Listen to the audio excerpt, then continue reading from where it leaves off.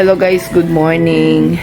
'Di ba nung Tuesday, yung dialysis ko nung Tuesday, 'di ba sabi ko noon na nag-bulge yung ating venous.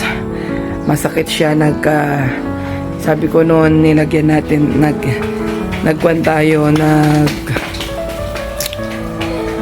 ang tawag doon, cool compress.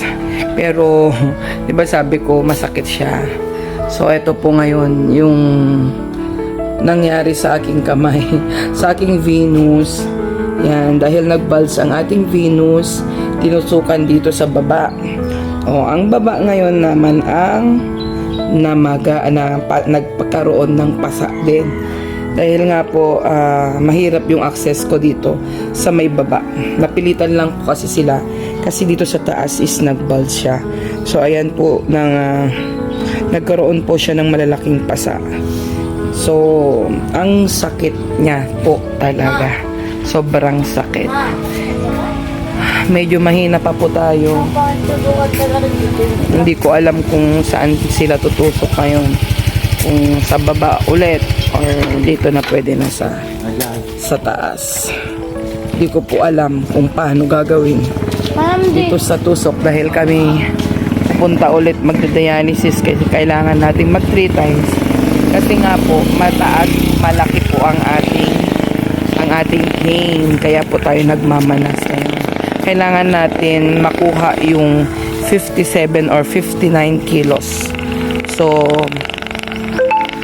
ako noon nung after dialysis ko is 64.6.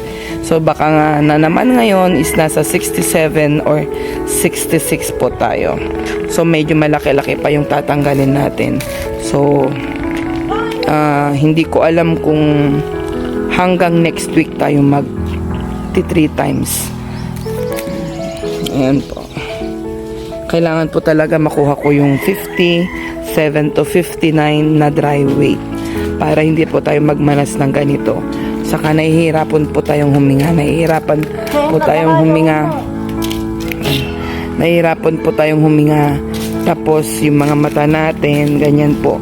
Saka sobra tayong napapagod.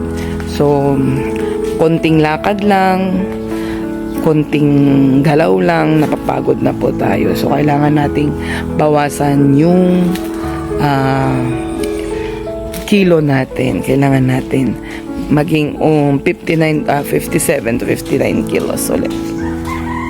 Bye!